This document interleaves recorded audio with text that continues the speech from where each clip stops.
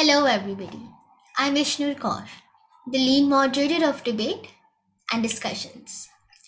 And today I'm here to present to you a technical video on how to write a better paragraph. This video is both for teachers and students, where as a student, I'll be sharing tips to write a better paragraph, while as a teacher, sharing interesting ideas that you can use while teaching your students how to write a better paragraph.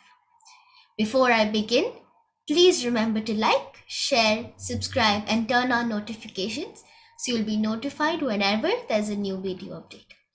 Without further ado, let's begin.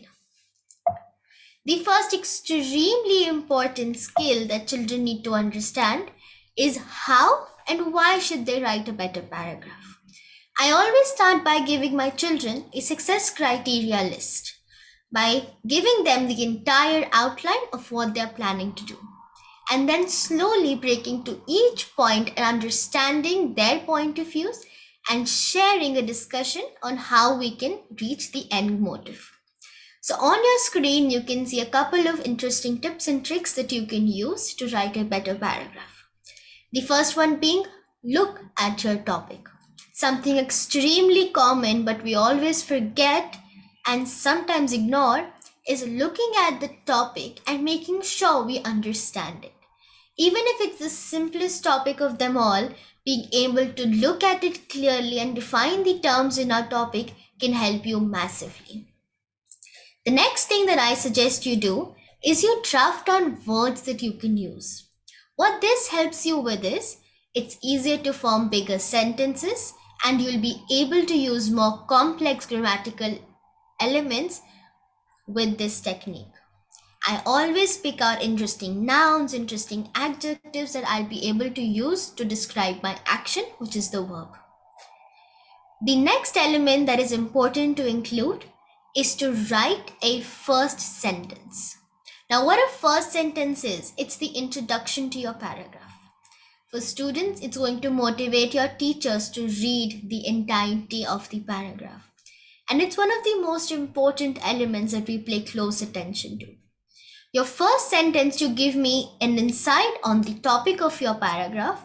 And if it's an argumental topic, it should let me know which side you are on of the spectrum.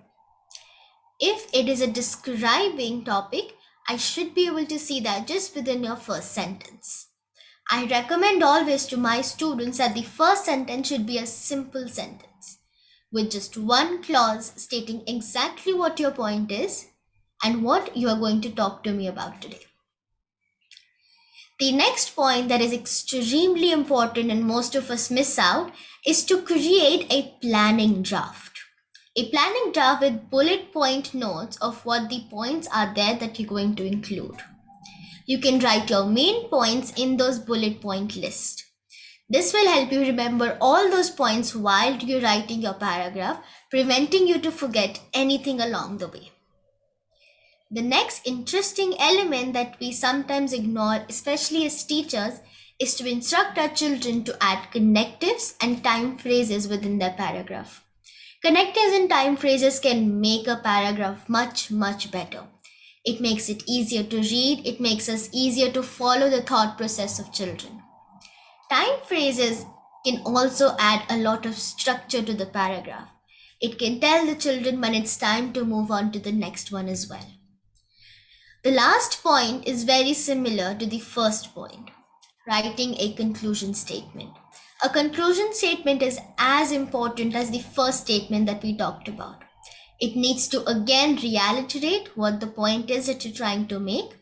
Additionally, it should also tell me what have you learned or what have I supposed to be learned from reading your paragraph. Last but not least, review and checking your work. Reading it once more is the best thing you can do. Finding out grammatical errors, capitalization errors, it can do wonders. You can even change some of the word choices that you have made, which we will talk about in another video. This last point is something that we sometimes miss because of time, but always remember, read your paragraph again. And an extremely effective technique that has worked for many of my students is to read it backwards. What this allows is, Do not skip any words, and this allows specially to catch spelling errors. Because when reading it in one flow from top to bottom, it is very easy to miss upon this. The next thing that I'm going to talk to you about is how to write a first statement. Just to reality and expand on the points that I've already made. The first statement should mention the point. It should tell me the topic and what you are going to talk to me about today. The second thing is it should tell me your opinion. It should give me something from you, whether you like it, whether you dislike it, whether you agree or disagree, depending upon what you are supposed to be writing upon. And just like I said, a simple sentence. It should be short and crisp, leading me to the next part of your paragraph. On your screen, I've given you a couple of examples of connectives. These are some of the most popular ones and can help you add something to your paragraph rather than using full stops excessively. The 6 that I put on the screen are and, but, also, next, however, and because. Followed by the conclusion.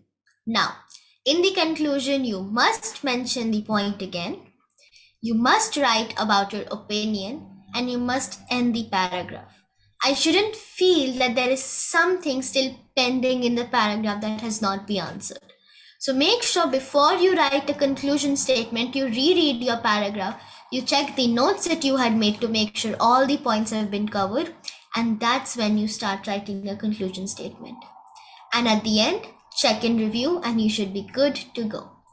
Any other questions, please feel free to put them in the chat or contact us at debateanddiscussions@gmail.com. We would be more than happy to help you. Stay tuned for more such videos. I hope you enjoyed and have a great day ahead. Take care.